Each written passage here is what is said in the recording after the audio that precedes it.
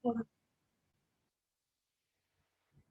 se caracterizaba por fiebre subjetiva, dolor retroocular, hiporexia, náuseas, astenia, adinamia y dolor abdominal en epigastrio que se irradiaba hacia la espalda. Entonces, por ese motivo, pues la niña consulta junto con su madre. Al segundo día de la enfermedad consultan a su IPS de primer nivel. Allá en la IPS de primer nivel, pues le dan manejo con vitamina C y diclofenaco, iniciaron tratamiento en la casa, pero no tuvieron mejoría porque la fiebre y los síntomas persistían. En cuanto a los antecedentes personales de esta adolescente, pues ella es natural y residente de Santa Fe de Antioquia, viven en una vereda a nivel del río, es una adolescente escolarizada, cuenta con todos los servicios públicos y consumen agua potable, tienen 4 perros. Ella dice pues que los perros están vacunados y también refieren que dentro de la casa pues hay roedores. Se baña con frecuencia en el río y niega consumo de leche o derivados lácteos no pasteurizados. Con respecto a su esquema de vacunación, pues refiere tenerlo completo y dicen que en la casa pues no hay nadie enfermo, que la única que está enferma pues es la niña. Entonces ella nuevamente a las 48 horas después de la primera consulta, nuevamente va a la consulta y esta vez va porque los síntomas persisten y porque ahora presenta epistaxis. Entonces, cuando ella nuevamente llega a la consulta, al primer nivel le hacen unos nuevos paraclínicos, que son los que muestro aquí pues en el cuadro, en el cuadro amarillo. Estos paraclínicos corresponden al día 4 de la enfermedad y corresponden a la fecha del 8 de enero. Aquí pues se evidencian leucopenia, linfopenia, trombocitopenia, aumento de transaminasas, le hacen serología para dengue, que muestra una IgG positiva e IgM negativa, y una radiografía de tórax que reporta normal, pues nosotros no la vimos, pero sí reportaba normal según el resumen de la historia clínica de donde la paciente venía remitida, y una función renal normal. Pues en ese momento, allá en el primer nivel, diagnostican dengue con signos de alarma, inician manejo con líquidos endovenosos y antipiréticos y remiten a un centro de atención pues de mayor complejidad, un centro de segundo nivel. Allá en un centro de segundo nivel pues la hospitalizan y durante la hospitalización, aparte de los síntomas que ya había mencionado anteriormente, que persistía pues con la fiebre además, ella entonces inicia con artralgias en muñecas, en codos y rodillas y aparece un RAS generalizado. Pues dice la mamá que el RAS inició en miembros superiores e inferiores, que no era pruriginoso, pero como dije anteriormente, pues la fiebre era persistente. Allá entonces en el segundo nivel le hacen nuevamente una serie de exámenes que corresponden al día 7 de la enfermedad. Evidencian una hemoglobina de 10.2 que había disminuido 2 gramos con respecto a los exámenes previos, pues leucemia, y llamaba la atención la disminución del recuento absoluto tanto de neutrófilos como de linfocitos, y además las plaquetas seguían disminuyendo. Pues en ese momento, allá en el segundo nivel, hacen una gota gruesa y pues reporta negativa. Entonces, por la persistencia del cuadro clínico y por los signos y síntomas asociados, deciden remitir acá a Medellín, a nuestra institución. Pues nosotros encontramos una paciente que estaba normotensa, taquicárdica y febril, y como lo positivo al examen físico era que presentaba inyección conjuntival bilateral sin secreción. Además, la niña refería que en el tórax tenía dolor en reja costal derecha con la inspiración y había unas lesiones en la piel, ya se las voy a mostrar. Las lesiones eran micropapulares reticuladas generalizadas. Entonces, estos exámenes que están acá en el cuadro pertenecen al día, pues que la vimos acá cuando la remiten a nuestra institución, que corresponde al día 9 de la enfermedad, y observamos pues que todavía había aumento de las transaminasas, todavía pues la paciente persistía anémica, había leucopenia, aunque ya habían empezado pues a aumentar con respecto a los leucocitos que se habían tomado pues en los exámenes anteriores, pero persistía la leucopenia, y miremos que todavía persistía la linfopenia, incluso los linfocitos habían bajado más con respecto pues a los anteriores, y todavía persistía trombocitopénica. Aquí muestro entonces las lesiones que tenía la niña. Miremos que es como un eritema, un eritema microreticulado. Esta es la zona de la espalda y del abdomen, pues el eritema no era pruriginoso. También lo tenía en las extremidades superiores, acá está el brazo, lo tenía en las extremidades inferiores, pero este eritema respetaba las palmas, las plantas y la cara y realmente no era pruriginoso. En base a los síntomas pues, que ella nos comentó que presentaba el dolor torácico, pues se le hizo una radiografía de tórax, que es esta que estoy mostrando aquí en la diapositiva. Esa radiografía de tórax es reportada como granulomas calcificados en parénquima pulmonar hacia la periferia, con obliteración del receso costofrénico derecho, que podía ser una imagen compuesta, pero que no se descartaba pues, que fuera líquido pleural. Entonces, en base a eso se le hizo una ecografía pleural. Este es el reporte de la ecografía. Dice que hay un derrame pleural bilateral libre, no complicado, que probablemente es por sobrecarga hídrica y que no era susceptible de punción. La evolución de la niña, pues durante la hospitalización, ella aproximadamente a las 48 horas cuando ella ingresa, después del ingreso empieza a presentar cefalea intensa, diplopia, tinnitus, pero tiene un examen neurológico normal. Y los vómitos pues continuaron, además presentó nuevamente episodios de epistaxis durante la hospitalización y las mialgias entonces eran más pronunciadas en la zona lumbar y eran más fuertes pues el dolor en la zona lumbar. En base a eso, pues decidimos hacer una punción lumbar, pues ya previamente pediatría le había ordenado una imagen del sistema nervioso central. Aquí está la resonancia magnética cerebral. Esta resonancia magnética pues es reportada como normal. Y aquí tenemos el reporte del líquido cefalorraquídeo. Entonces podemos observar en el citoquímico que tiene una glucosa de 36 con unas proteínas levemente elevadas.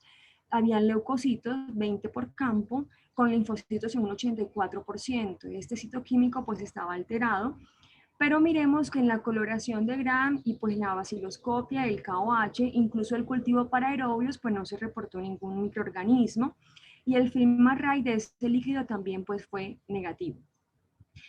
En base a los antecedentes epidemiológicos de esta niña que mostré pues en la segunda diapositiva, decidimos ampliar, pues desde que ella ingresó a estudios para algunas otras enfermedades tropicales, nuevamente repetimos la serología para dengue. Esta vez pues se le anexó el NS1, pues el cual reportó negativo, y la IgM persistía negativa, pues con la IgG positiva, igual que en el lugar de remisión.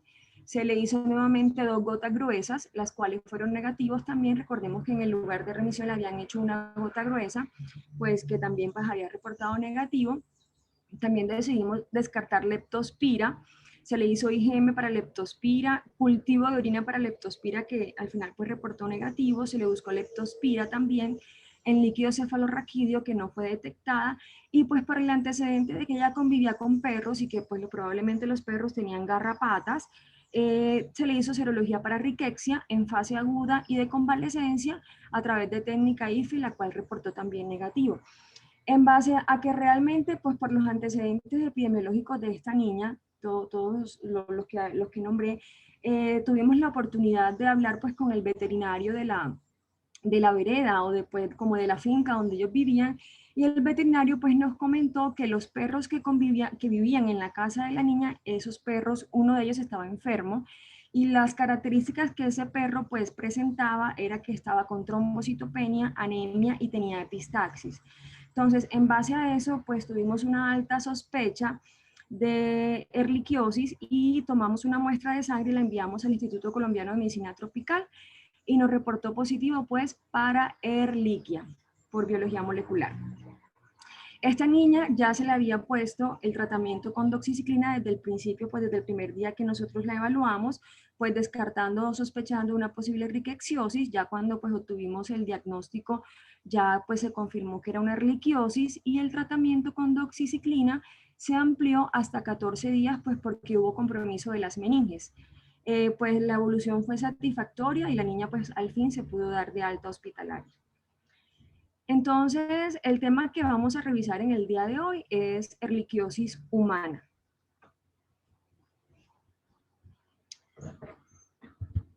Bueno, entonces seguimos.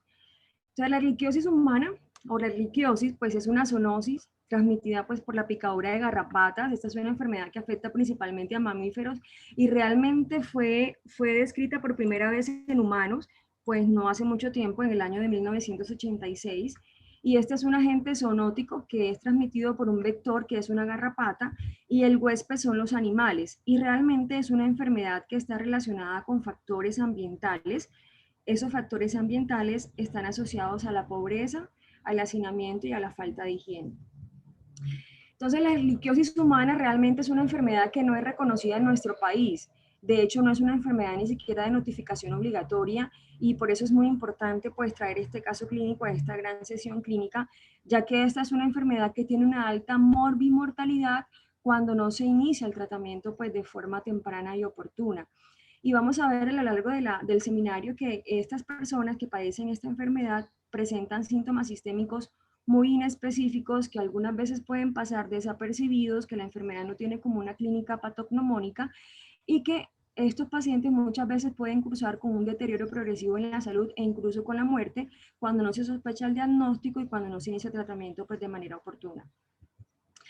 Nuestro país realmente es un país que tiene mucha diversidad ecológica, realmente es un país que por su diversidad se pueden presentar múltiples nosologías que vemos diariamente en nuestra práctica clínica y que realmente por el contenido de las aguas de nuestro país, donde hay mares, donde hay ríos, donde hay aguas quietas, pues realmente es un medio propicio para que se puedan diseminar estas enfermedades que son transmitidas por vectores. Entonces, Ehrlichia, hablemos un poco de Ehrlichia, el agente etiológico de la erliquiosis, es una enfermedad, es una bacteria que es un coco gram negativo que tiene tropismo por monocitos y granulocitos, ¿sí? Esta bacteria pertenece a la familia Anaplasmataceae y de esta familia hacen parte 4 géneros. Dentro de estos géneros que son el género Anaplasma, Neorrhizquia, Candidatus neoerlichia, que es un género realmente o relativamente nuevo, y Ehrlichia, pues estos 4 géneros producen una enfermedad que realmente no son indistinguibles serológicamente, ni tampoco clínicamente, realmente son enfermedades muy parecidas, ¿ok?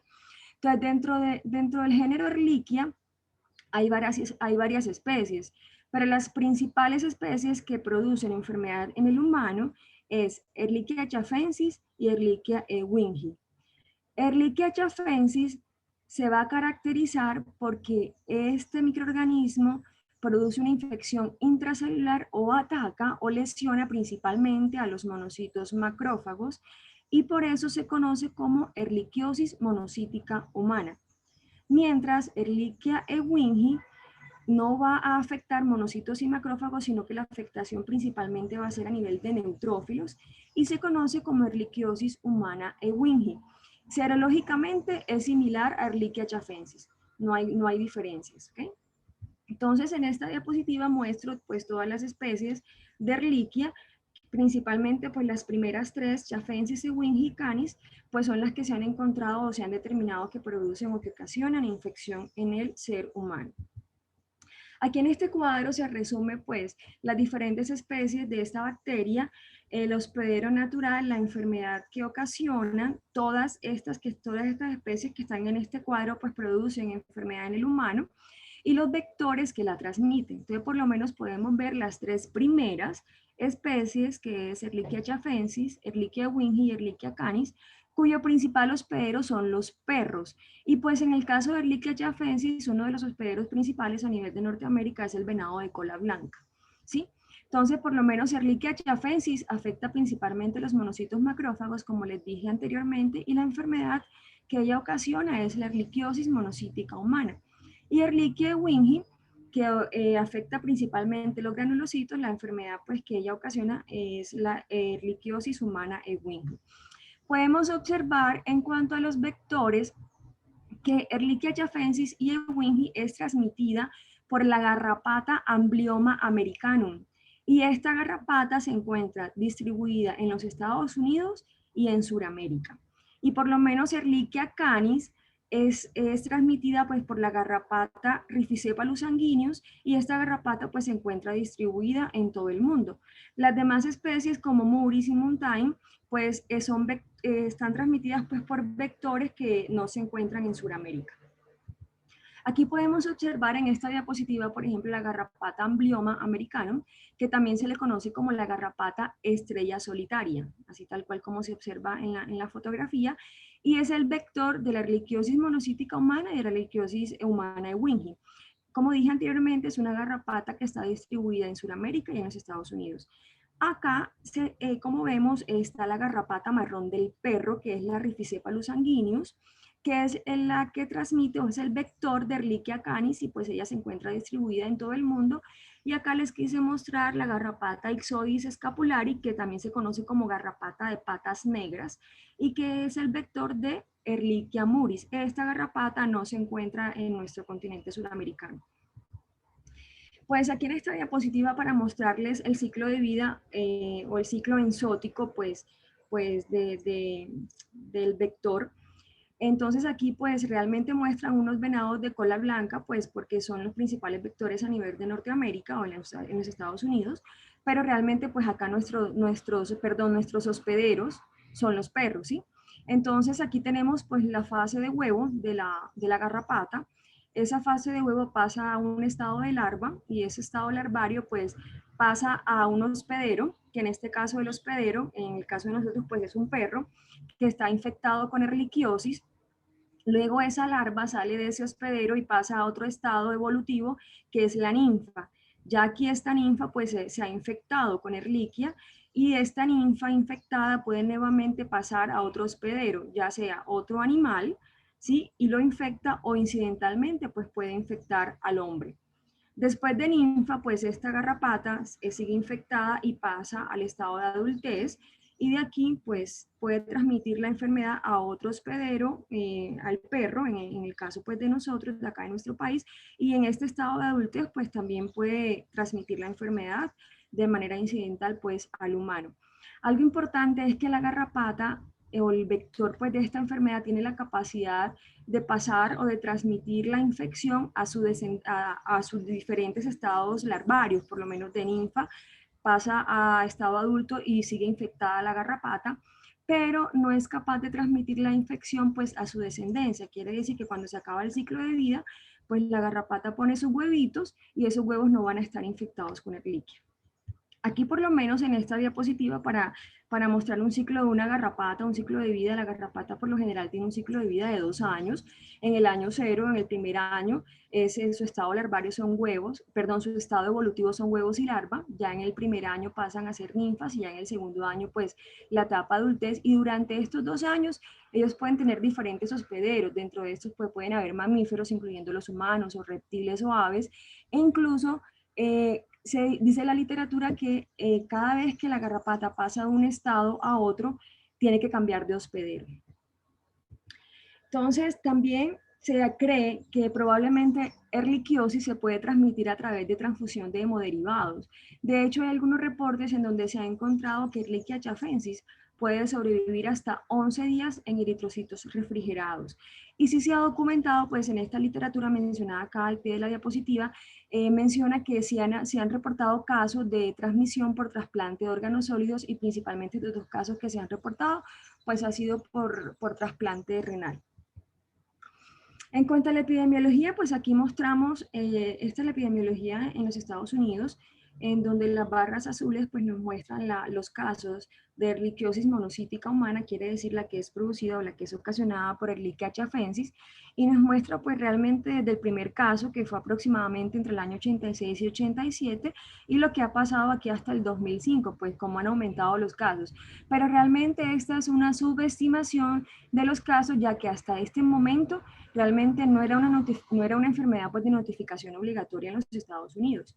Ya hacia el 2009 podemos observar aquí en esta imagen donde están los globitos amarillos, pues ya se empezaron como a presentar o a reconocer la enfermedad pues en los diferentes continentes. Esto fue hasta hacia el 2009 y miremos pues que en Sudamérica todavía esta enfermedad pues no era reconocida.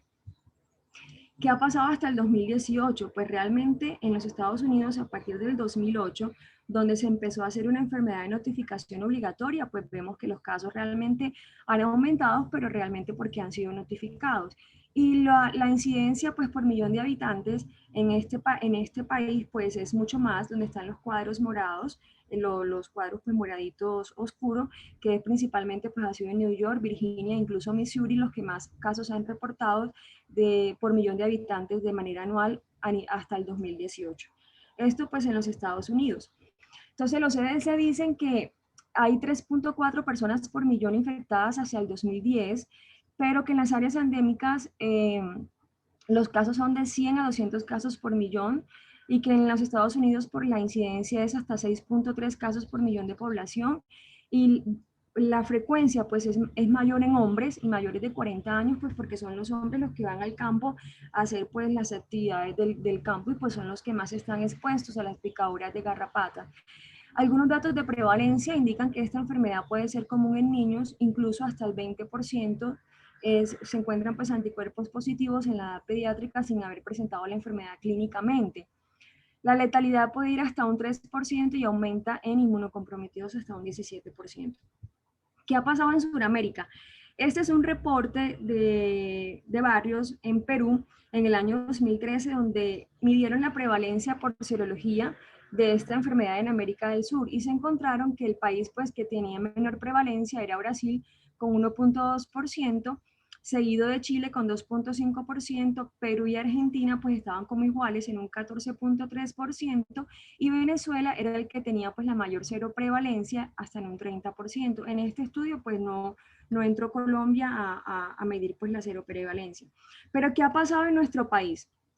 Entonces, en nuestro país, haciendo la revisión de la literatura, realmente este fue como el primer artículo publicado, que fue en el año 2008, en donde hicieron un estudio descriptivo prospectivo de corte transversal, y el objetivo de los autores de este estudio era determinar la cero prevalencia pues, de algunas otras enfermedades, y aquí incluían Ehrlichia, en trabajadores rurales del departamento de Sucre. Y lo hicieron, pues midieron la cero prevalencia a través de la técnica de IFI. Entonces miremos que aquí participaron pues 90 personas que hacían diferentes tareas en el campo. Habían ordeñadores, jornaleros, profesionales del campo y personas pues que realizaban otras actividades. Entonces Sucre es un departamento de nuestra sabana sucreña, pertenece a la costa caribe colombiana.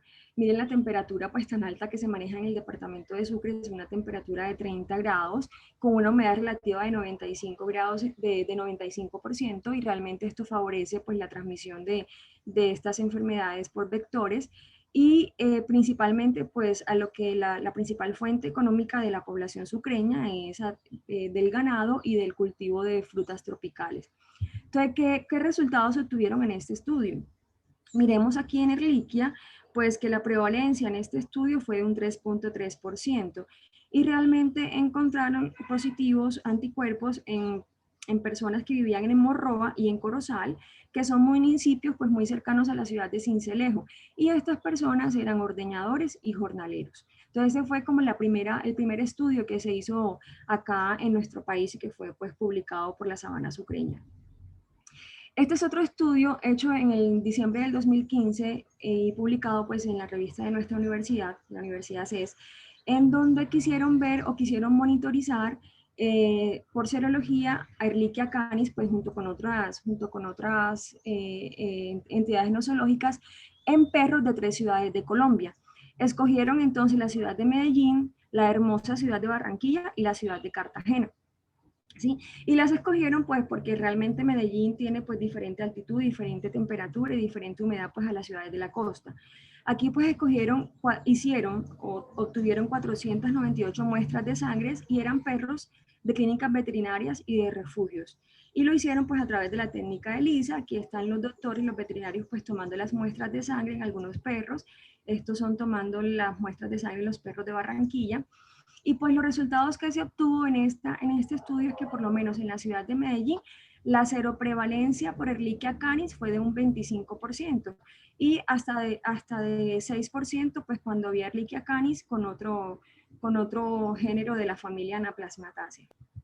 En Barranquilla pues la seroprevalencia fue de 41%, y de 40% pues cuando habían infecciones combinadas. Y en Cartagena la seroprevalencia fue del 30%, fue pues un poco menos que en Barranquilla, y el del 49% fue cuando habían pues infecciones combinadas pues junto con Ehrlichia canis.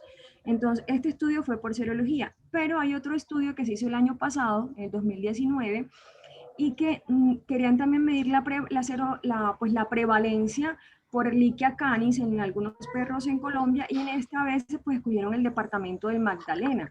Y aquí escogieron dos ciudades, Ciénaga, bueno, realmente escogieron Santa Marta y Ciénaga, que es un municipio pues que queda muy cercano a Santa Marta. Y aquí pues quisieron medir la prevalencia, pero por PCR, ¿sí? Y encontraron pues que de la ciudad de Santa Marta el 19.1% de los perritos pues eran positivos para Ehrlichia canis. Entonces la prevalencia que fue reportada en este estudio fue de 15.3%. Realmente fue una prevalencia mucho más baja que en el estudio que mostré anteriormente, reportado en la revista de la Universidad CES, y se cree pues que la prevalencia fue más baja en este estudio pues porque el método que utilizaron para medir seroprevalencia fue biología molecular, mientras que el método que utilizaron pues para medir seroprevalencia en el estudio de la Universidad CES fue por serología. Y que además se cree que los perros que hacían parte de este estudio pues eran perros que tenían dueños, mientras que los perros que hacían parte del estudio que mostré anteriormente eran perros callejeros, entonces tenían como más garrapatas que los perros de este estudio. Y algo novedoso que encontraron en este estudio fue que encontraron tres cepas molecularmente distintas de Ehrlichia canis pues en la ciudad de Santa Marta. ¿Qué más ha pasado en Colombia? Pues en Colombia realmente hay muy pocos reportes de casos, realmente este es uno en la ciudad de Cartagena, donde reportan una babesiosis en coinfección con erliquiosis. Pues era una mujer de 55 años, ella vivía en Arjona, Bolívar.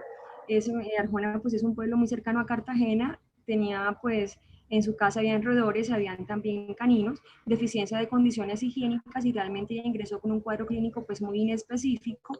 El examen físico del ingreso pues era una paciente que tenía mucho compromiso sistémico, y miremos aquí la tabla de los paraclínicos en donde se evidencia anemia, linfopenia, pues trombocitopenia, había aumento de las transaminasas, hiperbilirrubinemia, pero aquí el diagnóstico de esta paciente fue hecho por la presencia de las mórulas en el extendido de sangre periférica. ¿Qué más tenemos en nuestro país? Pues este fue un caso que pues reportado acá en nuestra ciudad de Medellín por la doctora Alicia Dirón en el año 2014, en el cual pues aquí se trataba pues de una persona muy joven de 19 años que venía de Quibdó y era integrante de las fuerzas militares. Pues también presentó un cuadro clínico muy específico. Esta es la radiografía de tórax de ese paciente, donde evolucionó a falla respiratoria, coagulopatía, y tenía unas lesiones petequiales en los miembros inferiores. Realmente en el artículo pues no nos muestran las lesiones de este paciente, pero a este joven se le inició doxiciclina los primeros, desde el primer día de la estancia hospitalaria, pues porque tenían una alta sospecha de leptospirosis. Aquí está pues los diferentes paraclínicos de este paciente pues a lo largo de su evolución, donde también se mostraba pues anemia, leucopenia, trombocitopenia, una transaminitis e hiperbilirrubinemia. También se le descartó pues otras enfermedades tropicales, y a aquel se le hizo el diagnóstico de Ehrlichia pues por serología con IgM positiva de 1 en 160. Con respecto a la epidemiología en niños, pues realmente hay muy poco. Hay un estudio pues mencionado por alguna literatura en el cual se hizo un reporte de seroprevalencia en donde tomaron 2.000 niños en 7 colegios en los Estados Unidos, y pues ese estudio de seroprevalencia reveló que el 13% tenían anticuerpos para Ehrlichia achafensis de 1 en 80 y 3% de 1 en 160. En cuanto a la fisiopatología de esta enfermedad, pues realmente lo primero que debe ocurrir es la picadura de la garrapata. ¿Sí? Una vez pues la garrapata pica, Ehrlichia se va a diseminar a través de la sangre o a través de los vasos linfáticos para alcanzar su objetivo. El objetivo de ella, o el sistema diana donde va a causar la enfermedad, es el sistema hematopoyético. Entonces la bacteria se va a replicar en los monocitos macrófagos en caso de Ehrlichia achafensis, o en los granulocitos pues en caso de Ehrlichia Wingi, y allí va a formar unas mórulas, ¿sí? Dentro del linfocito. Además, esta bacteria pues tiene la capacidad de que aumenta la expresión de factores antiapoptósicos y disminuye la expresión de citoquinas TH1, pues que está a favor de la sobrevivencia pues de ella en el cuerpo humano. Aquí podemos observar en esta fotografía un linfocito y el ciclo de vida pues de Ehrlichia dentro de ese linfocito. Pues Ehrlichia entra, lo primero que se va a producir es un cuerpo elementario, un cuerpo elemental simple, luego un cuerpo inicial, y luego miremos que ya se forma la mórula. Esa mórula, pues cuando se madura, se va a romper y va a liberar bacterias hacia el torrente sanguíneo, pues para que sean infectados otros linfocitos. Aquí en esta fotografía hay un neutrófilo con dos mórulas, como se puede observar aquí. Probablemente esta fue una infección pues, por el líquido de Wingy, que es la que afecta a los granulocitos. ¿Okay? En esta diapositiva, pues, es una referencia que la tomé, pues, del doctor Dumler. El doctor Dumler es un anatomopatólogo que, pues, fue como el que más encontré que era el autor de todas las bibliografías que encontré acerca de este tema. Y él propone realmente una fisiopatología y él, pues, propone que lo que ocurre es que cuando Ehrlichia entra al torrente sanguíneo, pues, los linfocitos llegan al lugar de la infección y pues para fagocitar la bacteria, y lo que hace Ehrlichia es que produce una inhibición parcial de la respuesta inmune innata. ¿Y cómo la hace? Pues a través de dos vías. Inhibe la fusión de los fagosomas infectados con los lisosomas, pues para evitar ser destruida, y además inhibe la transducción de la señal de la actividad contra ella, pues contra Ehrlichia, y mediada por el interferón gamma. Pero a pesar de eso, va a haber unos mecanismos efectores de la respuesta innata, y esos mecanismos efectores se van a dar porque se van a activar las células infectadas y las no infectadas. Pero al activarse células infectadas y no infectadas van a producir una respuesta inflamatoria dañina o una respuesta hiperinflamatoria, y se cree que Ehrlichia ocasiona esta respuesta hiperinflamatoria pues como un método de sobrevivencia y para prolongar pues la infección. Para producir esta respuesta hiperinflamatoria, lo que va a haber es entonces una pérdida de la regulación de esa respuesta con escape vascular, pero no va a haber injuria del endotelio, y lo que se va a ocasionar realmente es una injuria tisular pues, en los diferentes órganos. Toda esta injuria tisular en los diferentes órganos de la economía corporal va a estar mediada por el factor de necrosis tumoral, la interleucina 6, y porque hay disminución de citocinas TH1. Esa disminución de citocinas TH1 pues realmente está explicada en esta diapositiva pues por todo lo que hace Ehrlichia cuando entra al linfocito. Entonces aquí está la bacteria con su receptor TRP120, se va a unir a los receptores de membrana del linfocito, principalmente el receptor ADAM7, y la proteína NECD se va a convertir en proteína NICD. Esta proteína NICD va a traslocar al núcleo del linfocito y va a ocasionar o va a acompañarse o va a juntarse con otras proteínas que son las proteínas MAML y RBPJK, para hacer un complejo triproteico, ¿sí? Este complejo triproteico lo que va a hacer es que va a inhibir la vía del ERKP38-MAPK, y al inhibir esta vía no se va a sintetizar el TLR24, y al no sintetizarse este TLR24, pues no se van a sintetizar las citocinas TH1, pues para poder activar los mecanismos de señal de los linfocitos y que ellos pues no puedan llegar al lugar de la infección.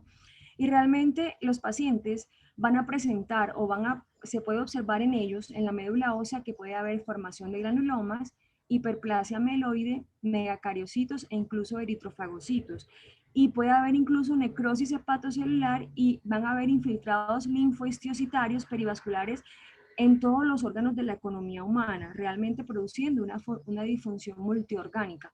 Si la disfunción multiorgánica va a estar dada por la respuesta hiperinflamatoria del sistema inmunológico y también por la lesión directa del microorganismo en los diferentes órganos. Por ejemplo, aquí podemos ver una inmunohistoquímica del glomérulo renal repleta pues, de mórulas de Ehrlichia. Aquí podemos ver por lo menos un hemofagocito o hemofagocitos varios en un nódulo linfático. Aquí podemos observar también Ehrlichia directamente en un nódulo linfático, y también va a caracterizar porque en los nódulos linfáticos va a presentarse una alta celularidad. En cuanto a la clínica de esta enfermedad, pues realmente es una clínica muy inespecífica. El paciente puede presentar múltiples síntomas, puede presentar pues la mayoría, en gran porcentaje, casi todos pues presentan fiebre, cefalea, escalofríos, artralgias, mialgias, incluso como en el caso de nuestra paciente, un 20% de las personas que padecen esta enfermedad pueden presentar meningitis o meningoencefalitis e incluso convulsiones y coma. El periodo de incubación de esta enfermedad es de aproximadamente 7 días. Con respecto a la erupción de la piel, realmente es una erupción no muy específica o no muy patognomónica. La erupción puede ser maculopapular o puede ser petequial o puede haber una eritrodermia difusa, pero se caracteriza porque respeta las palmas y las plantas. Y algo muy importante es que la erupción ocurre más en niños que en adultos, pues con un porcentaje pues más alto en la población infantil. Entonces, muchos adultos pueden que no presenten este rash maculopapular. Este es un metaanálisis publicado en el año 2007 en donde nos muestran las diferentes, pues la clínica de Ehrlichia y los hallazgos en el laboratorio. Entonces podemos observar aquí en los resultados de los artículos y los pacientes evaluados que pues la mayoría, como mencioné anteriormente, pues presentan fiebre. Miremos que cefalea, malestar general, artralgias, 31% presenta de este metaanálisis presentaron, de los pacientes de este metaanálisis, pues presentaron RAS. Miremos que el RAS pues no es muy frecuente, pero se presenta más en la edad pediátrica. Y el 19% de los pacientes de este metaanálisis presentaron confusión o una alteración mental, pues como en el caso de nuestra paciente. Y miremos que los hallazgos de laboratorio más frecuentes en los estudios que hicieron parte de este metaanálisis fue leucopenia, trombocitopenia y elevación de transaminasas. Otras manifestaciones clínicas pueden ser falla cardiovascular, meningitis aséptica. Importante saber que en el líquido cefalorraquídeo pues lo que se presenta realmente es aumento de la celularidad con predominio linfocítico, pues como en el caso de nuestra niña que tenía un 84% de linfocitos, aumento de proteínas. Incluso si hacemos una tinción de Wright o Giemsa en el líquido cefalorraquídeo se pueden observar las células que están infectadas. Los pacientes también pueden presentar hemorragias, insuficiencia o falla hepática, un SDRA, y también puede ser esta infección un disparador de linfohistiocytosis hemagofagocítica. Como lo observamos en este estudio, este fue un estudio publicado el año pasado en los Estados Unidos, donde el objetivo era evaluar el pronóstico en pacientes trasplantados versus los no trasplantados, y además no solamente evaluaron el pronóstico de estos pacientes, sino que también determinaron la frecuencia de síndrome hemagofagocítico en pacientes con erliquiosis. Fue un estudio retrospectivo, 157 casos, y el diagnóstico de erliquiosis se hizo por biología molecular. De aquí para mostrar que la principal especie que afectó a los pacientes inmunocompetentes fue Ehrlichia jaffensis, y la principal especie que afectó a los pacientes trasplantados fue Ehrlichia ewing.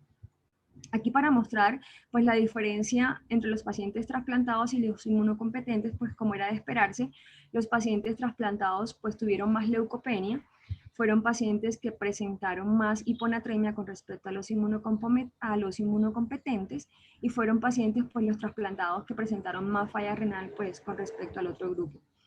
Y aquí en esta diapositiva para mostrar que de los 157 pacientes que hicieron parte de este estudio, 25, que corresponden al 16% de la muestra, presentaron síndrome hemagofagocítico.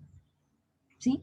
Entonces acá en esta tabla de la derecha pues nos muestra la diferencia en los paraclínicos de los pacientes que presentaron síndrome hemagofagocítico disparado por Ehrlichia y los pacientes porque no tenían síndrome hemagofagocítico. Y pues evidentemente se muestra que los pacientes que presentaron el síndrome tenían más leucopenia que los que no lo presentaron, tenían más anemia, incluso más trombocitopenia, aumento pues más de la ferritina, y tuvieron más falla renal, incluso más aumento de las transaminasas con respecto a los pacientes que no presentaron el síndrome hemagofagocítico. Ese es un artículo que está aún en prensa de este año, pues del año actual, en donde ellos muestran pues la relación de Ehrlichia jaffensis con síndrome hemofagocítico, y muestran realmente dos casos. Ellos muestran aquí, pues los dos casos son de adultos, una mujer de 49 años, pues que presentaba todas las características de un síndrome hemagofagocítico. De hecho le hicieron CD25, que estaban pues el reporte pues estaba alto, estaba alterado.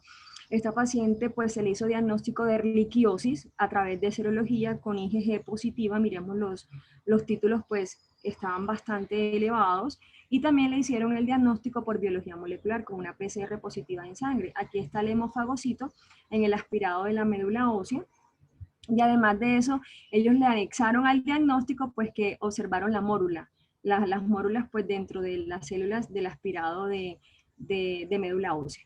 Y también en este artículo pues menciona otro paciente que es también un adulto de 62 años, que también pues presentó un síndrome hemagofagocítico y también le diagnosticaron erliquiosis como disparador de este síndrome. Y en esta paciente, pues el diagnóstico de erliquia se hizo por biología molecular. ¿Sí? Aquí pues está el hemofagocito de este paciente en la médula ósea. En cuanto a las complicaciones de esta enfermedad, pues realmente en este metaanálisis que ya les mostré anteriormente, pues aquí nos mencionan pues las complicaciones, nos dicen que un 42% de los pacientes que hicieron parte de este metaanálisis fueron hospitalizados y de estos el 3% de estos pacientes pues murieron. Y miremos que aproximadamente en 5 artículos de los que hicieron parte de este metaanálisis, algunos pacientes presentaron un síndrome parecido al shock séptico o shock tóxico.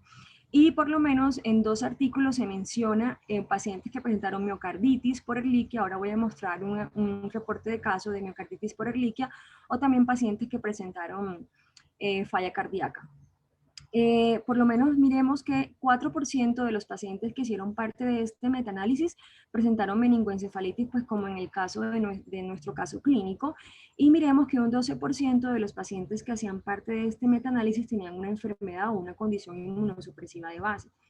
Este es el reporte de una miocarditis por erliquia, en donde el diagnóstico pues se lo hicieron por una resonancia magnética cardíaca, en donde pues diagnosticaron la miocarditis, y era pues un adulto, y este adulto tenía un antecedente después de haber tenido contacto con garrapatas en una excursión, y el diagnóstico se hizo por biología molecular. Otro punto muy importante pues que quisiera mencionar que está relacionado con esta bacteria es que hay algunas hipótesis, como por lo menos señalan los autores de este artículo que fue publicado en el 2015 por autores de los Estados Unidos, en donde ellos relacionan la infección de erliquia, o dicen o creen, se cree que pues la infección por erliquiosis puede estar asociada a enfermedades como leucemia o enfermedades mielodisplásicas o desórdenes autoinmunes.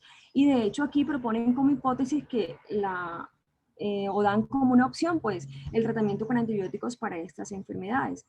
Entonces, los autores de este artículo, pues, lo que dicen o lo que proponen es que Ehrlichia, por ser un microorganismo que realmente tiene que causar la infección de manera intracelular, es un microorganismo intracelular obligado, puede alterar el ADN celular durante su división. Y esa alteración del ADN celular pues lo hace a través de efectos transcriptómicos y epigenómicos por una proteína que es la proteína transcriptómica anfitriona. Y eso lo lleva a cabo a través de 3 vías, porque disminuye la apoptosis, porque además produce Ehrlichia cambios celulares vistos en pacientes con leucemia, y esto pues mencionado por algunos autores en donde se ha cultivado Ehrlichia en células humanas, y se han visto que los cambios que produce Ehrlichia en las células humanas pues son similares a los vistos en pacientes con leucemia, y que además altera la función pues de la célula inmune, pues como vimos en la fisiopatología. Entonces la pregunta es que si Ehrlichia pues podría ser la culpable pues realmente de todos estos cambios en los pacientes con enfermedades mielodisplásicas y pues en pacientes con leucemia.